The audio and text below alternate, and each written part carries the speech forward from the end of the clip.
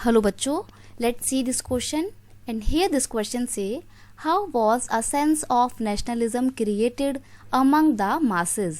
यानी कि क्वेश्चन में आपसे पूछा है जो लोग थे इंडिया के उनके बीच में नेशनलिज्म की फीलिंग को कैसे क्रिएट किया गया, किस तरीके से वो सेंस को जगाया गया राष्ट्रवाद की। तो क्वेश्चन का की कॉन्सेप्ट है सेंस ऑफ नेशनलिज्म। आंसर है sense of nationalism created among the masses. Masses की जगह आप चाहें तो पीपल भी लिख सकते हैं। During the British rule mainly as reaction of the British rule and the clash of interest of the Indian people with those of the British. Basically India के लोगों में नेशनलिज्म की फीलिंग तब कब क्रिएट होती है, ब्रिटिश रूल के दौरान क्रिएट होती है।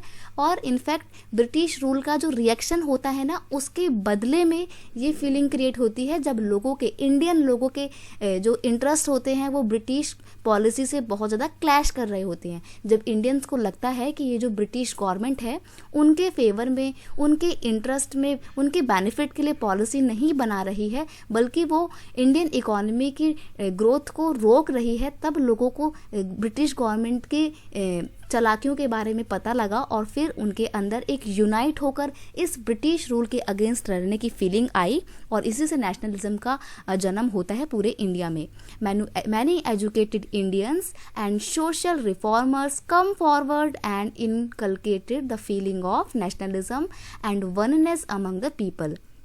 बहुत सारे एजुकेटेड लोग जो हैं वो क्या होते हैं, एजुकेटेड लोग और सोशल रिफॉर्मर आगे आते हैं। ये फॉरवर्ड लिखा हुआ है FORWARD।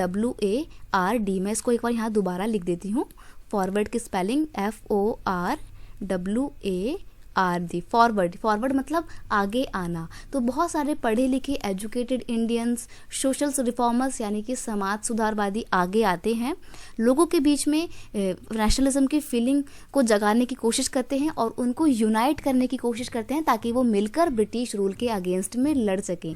इस तरीके से लोगों के अंदर नेशनलिज्म की फीलिंग क्रिएट होती है। I hope you understand it well. Best of luck.